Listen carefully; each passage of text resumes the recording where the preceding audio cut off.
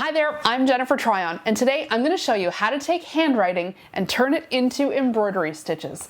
I've taken my grandmother's handwritten recipe from way back and was able to stitch it out onto a tea towel, even onto an apron front. I love the ability to take something so sentimental and turn it into something I can see every day in my kitchen. And I did it using the Janome S9 Indigo.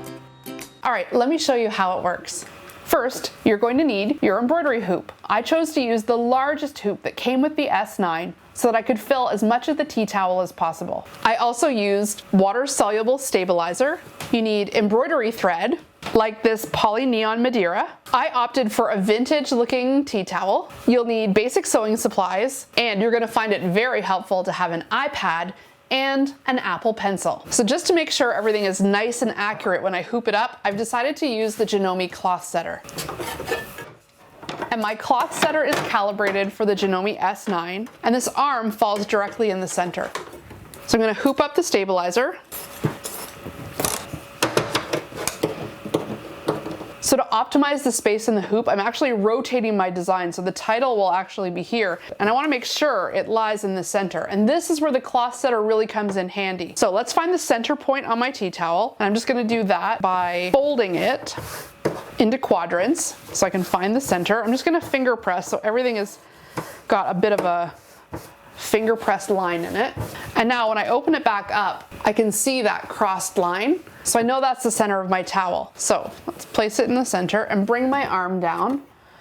Oh, look at how far off I am on the center. I would not want to have stitched it out there, or once my design was done, it would have been slightly off center, even though to my eye, it looks centered. So now I know I can scooch this up and over, and now it's sitting perfectly centered, and I know it because this is calibrated to be exactly where the needle down is gonna first start. So arm back up.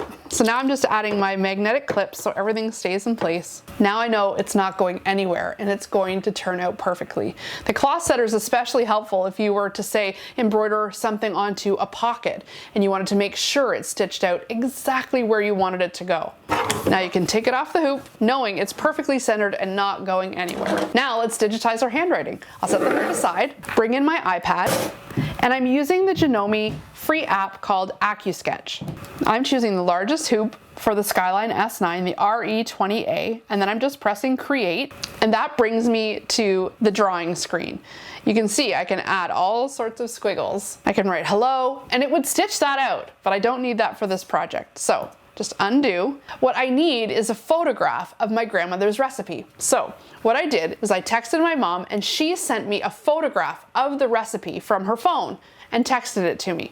I brought it into the iPad. So you just press the photo button, go into your photo library, and I just scrolled back to where the recipe is. Here it is. Now it's here. In this screen, I can make it as large or small as I want.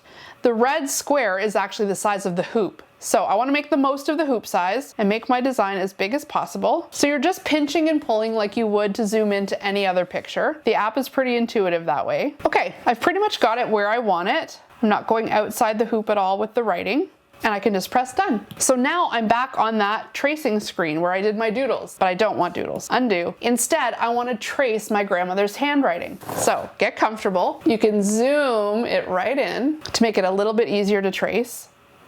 And then everywhere she writes, just go over top of her writing. Pull out, let's do the next word. Just remember, every time you lift your pencil from the iPad, it's gonna do a thread break. So if you're writing cursive, I'd suggest trying to keep going until the end of the word or until there's a natural break. That way your machine won't be breaking thread quite so many times. And if you go a little off the line like I did here, no big deal, just press undo and take it a little slower. And you're gonna do this for the entire recipe. Okay, I've got it all traced out. So now I need to press stitch and send it to the machine. So in the top corner, stitch. And now this is where my writing or my grandmother's writing, has been turned into stitches. Everywhere there's a red mark, that's an actual stitch. And you can choose what kind of stitch you want to do. I chose the triple stitch. Single stitch comes with the free app, and so does zigzag. But I find the triple stitch works the best. It's only a few dollars more, and it's totally worth it. That's because for every one stitch, the triple stitch will do 3 stitches in its place. It just helps the handwriting look a little bit bolder and makes it a little bit easier to read.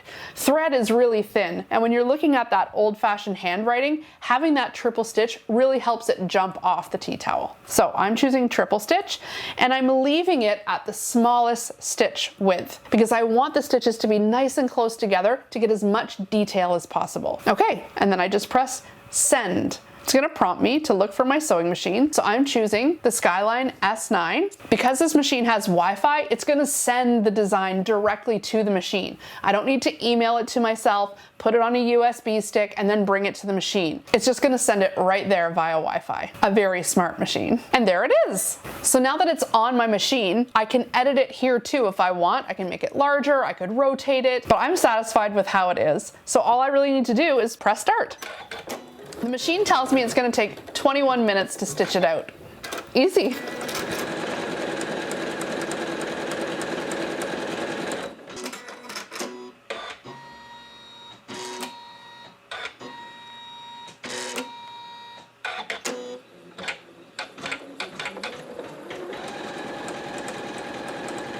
Okay, it's done. You're just going to unhook it from your machine, take off the clips, unscrew the bottom. Now you're going to want to cut away as much of the stabilizer as you can. Even though it's water soluble, you are going to want to cut it away. And when you're left with just a tiny bit of stabilizer, I like to take a spray bottle, and because it's water soluble and we've cut the bulk of it away, just take a scrap bit of fabric, lay it down, and a hot iron will press the rest of that stabilizer right off and onto the scrap fabric. And you're done. What an amazingly heartfelt gift this will make. I've made up lots of these to send out to family members. I've even gone ahead and put it on an apron front. I love that this recipe doesn't just sit in one family member's kitchen. Instead, my grandmother's handwriting and her recipe for butter tarts can be in tea towels in all of our kitchens. I hope you've been inspired to make a project like this using your Janome S9. I'm Jennifer Tryon. Thanks for watching.